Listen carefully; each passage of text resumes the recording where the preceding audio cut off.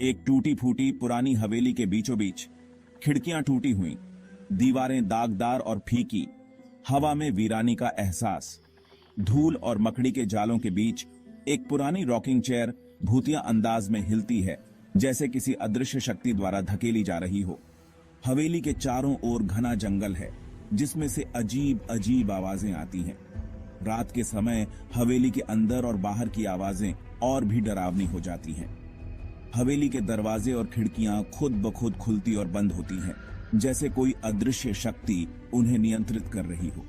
हवेली के अंदर फर्श पर पुराने और टूटे हुए फर्नीचर बिखरे पड़े हैं। दीवारों पर पुराने चित्र लगे हैं, जिनमें से कुछ के चेहरे धुंधले हो चुके हैं।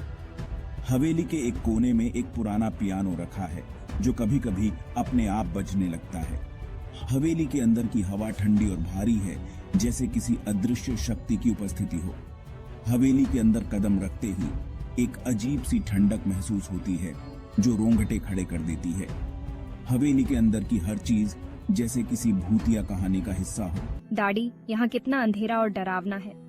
मैं यहाँ आकर सच में डर गई हूँ। हवेली के अंदर कदम रखते ही मुझे ऐसा महसूस हो रहा है जैसे कोई हमें देख रहा हो। दीवारों पर लगे चित्रों के चेहरे जैसे हमें घूर रहे हों। हवेली के अंदर की हर चीज जैसे किसी भूतिया कहानी का हिस्सा हो। डरो मत अंजलि, ये हमारे पुरखों की हवेली है। इसकी दीवारों के भीतर कई कहानियां समाई हुई हैं। आओ, मैं तुम्हें सुनाती हूँ, लेकिन पहले इस कमरे में थोड़ी रोशनी करते हैं। दादी माचिस जलाती हैं और एक पुराना दिया जलाती हैं, जिससे कमरे में एक भूतिया रोशनी फैल जाती है। डैडी, मुझे अभी भी अजीब लग रहा है। ऐसा लग रहा है जैसे कोई हमें देख रहा है। बकवास अंजलि, तुम बस थकी हुई हो। आओ मेरे पास बैठो। हवा स्थिर हो जाती है, केवल टिमटिमाती दिए की रोशनी ही सन्नाटे को चीरती है। कहते हैं इस हवेली में कभी एक राजकुमारी रहती थी।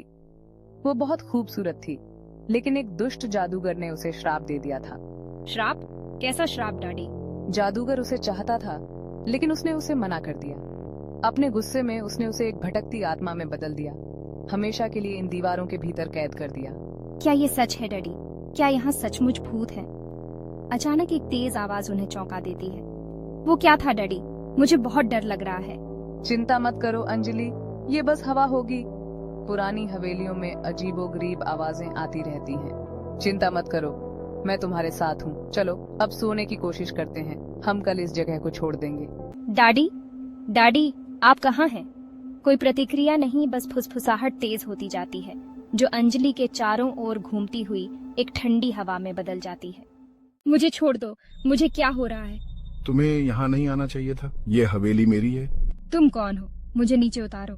मैं इस हवेली की रानी हूँ। तुमने मेरी नींद में खलल डाला है।